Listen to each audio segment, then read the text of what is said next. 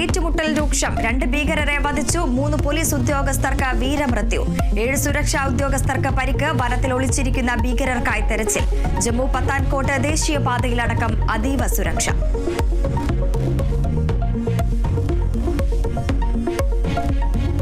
CMRL എക്സാലോജിക്കൽ കരാർ vigilance അന്വേഷിക്കണമെന്ന ഹർജിയിൽ ഇന്ന് വിധി. ഹൈക്കോടതി വിധി പറയുക. ഗിരീഷ് ബാബു, മാത്യു കുഴൽനാടനും നൽകിയ ഹർജി മുഖ്യമന്ത്രി ഉൾപ്പെടെയുള്ളവർക്കെതിരെ വിജിലൻസ് അന്വേഷണം വേണമെന്നാവശ്യപ്പെട്ട് മുനമ്പം ജുഡീഷ്യൽ കമ്മീഷൻ നിയമനം റദ്ദാക്കിയ വിധിക്കെതിരെ സർക്കാർ നൽകിയ അപ്പീലും ഹൈക്കോടതി പരിഗണിക്കും.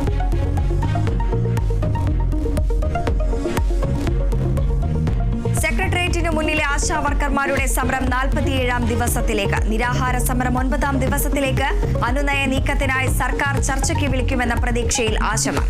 ആനുകൂല്യം നൽകേണ്ടത് കേന്ദ്രമെന്ന വാദത്തിൽ ഉറച്ച് സർക്കാർ.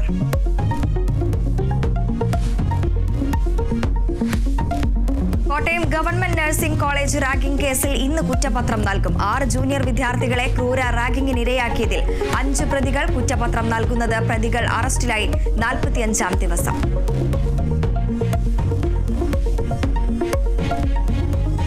IPL-ൽ കോഹ്ലിയും ധോണിയും ഇന്ന് നേർക്കുനേർ. Bengaluru royal Challengers Chennai super കിങ്സിനെ നേരിടും.